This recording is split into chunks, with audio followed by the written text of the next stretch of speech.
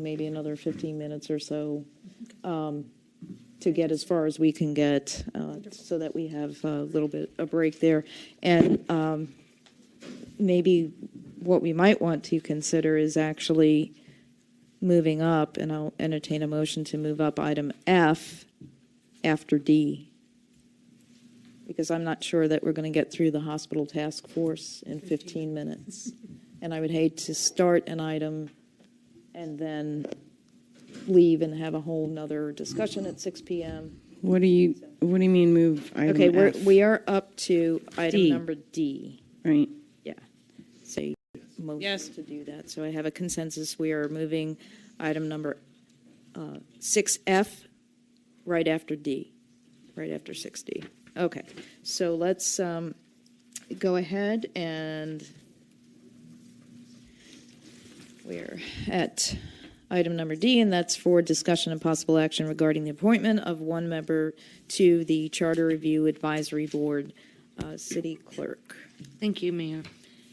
There's currently one vacancy on the Charter Review Advisory Board, and we have received 2 applications. The vacancy has been announced at Commission regular meetings from February 9th of 2016 up through November 22nd. The City Clerk's office has received the 2 applicants, one from Janine Copa, and she has been a resident of the City of Northport for 12 years and is not currently serving on any other boards or committees. And the second applicant is Corey Hutchinson. Mr. Hutchinson has been a resident of the City of Northport for 16 years, and he also is not currently serving on any other boards or committees. Both applications have been given to the Commission, and we are just asking that you consider appointment of one of them to the board. Thank you. All right. Does anybody have any questions? I see Vice Mayor. Go ahead. I don't have any questions. I'm ready for a motion. I just want to make this motion. Okay. All right. Go for it. Move to appoint Corey Hutchinson to the Charter Review Advisory Board. I second. Okay, I have a motion by Vice Mayor to appoint Corey Hutchinson to the Charter Review Board, seconded by Commissioner Hanks. Vice Mayor, go ahead. I've given the kid enough accolades. Enough is enough. Let him earn from now on. Let him earn his own. Thanks. Corey was a well-vetted person within this this campaign. I think we would be remiss as a commission to not. God, I don't want to call him a kid. I feel so old, but put this guy somewhere. Yeah, that's enough accolades.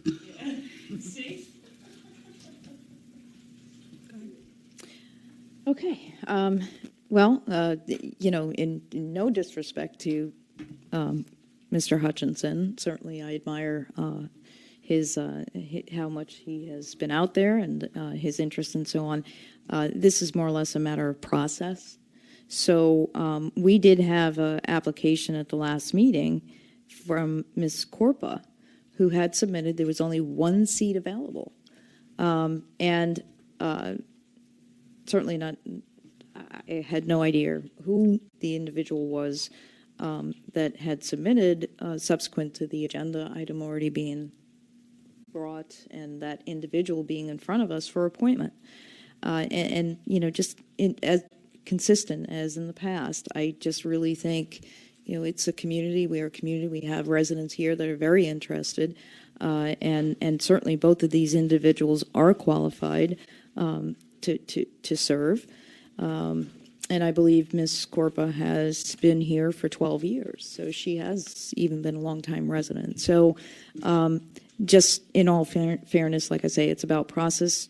Certainly nothing as far as Mr. Hutchinson, I definitely would support him being on the Charter Review Board. And there's another position that is coming up.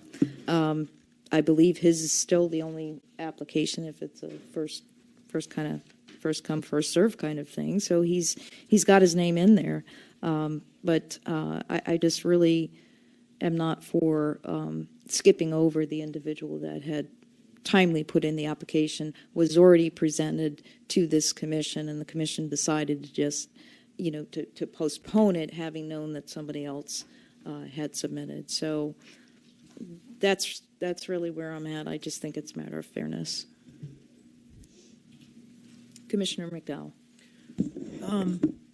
I have a question for City Clerk, please. Is there based on your comments at the very beginning of today's meeting, there are other openings, correct, on other boards? Yes, there are other. Because looking at Ms. Corpa's application, she seems like she just might fit anywhere, and she just wants to be a part of the city. And I don't know if we were to approve Mr. Hutchinson over her, maybe she would just like to go to another position. The only reason why I'm stating that is I too was sensitive to her filing first and then Corey coming in at the last minute.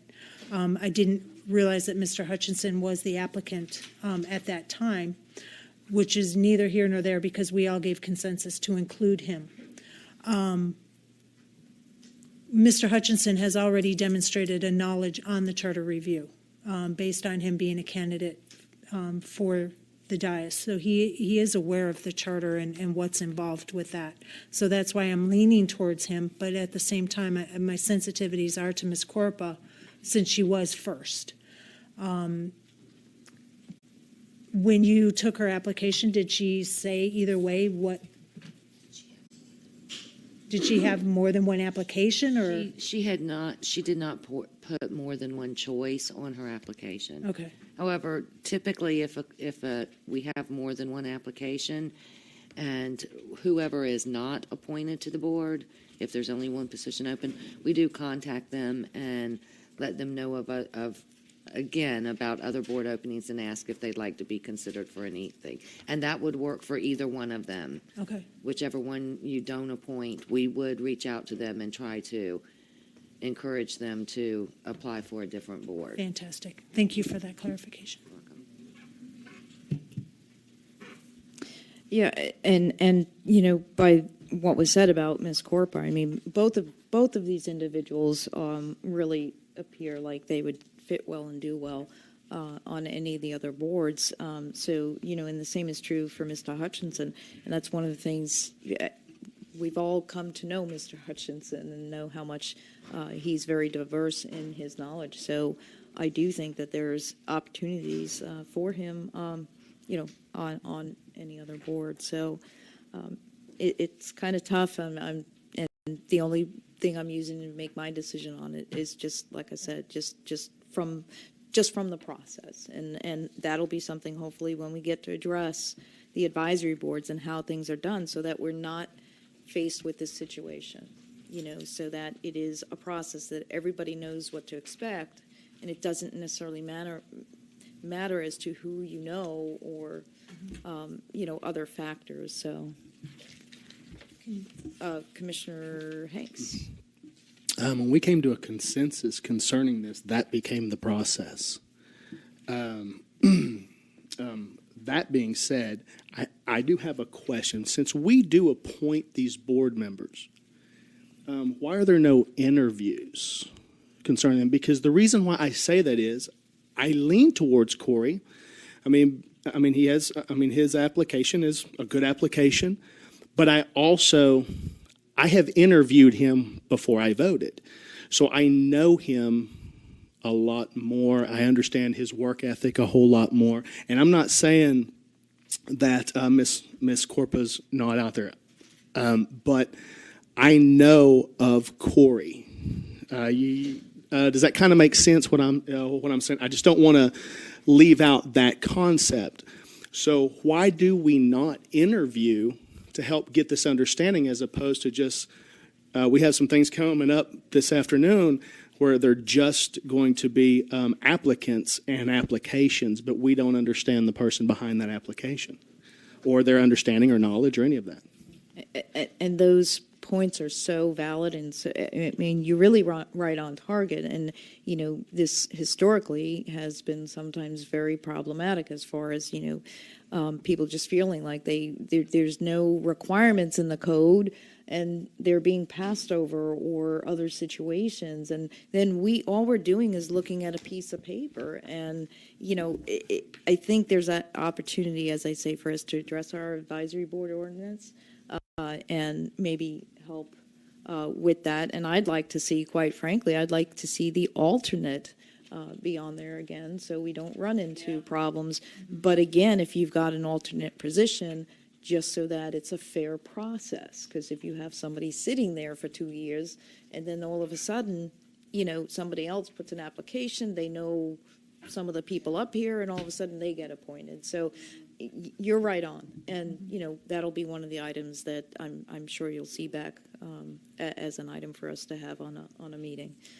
And so let's move on with this, and you know, I know where we're at. I mean, you know, we did support doing this, and I know the majority was for it, and, you know, I certainly was not going to deny it. I mean, it's going to pass anyway, but I still have to maintain the position I have. You ready for the vote? Yes, please vote.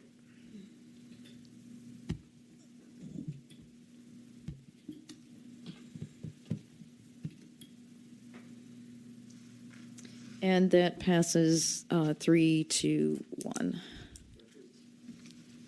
And that is Mayor Yates' dissent.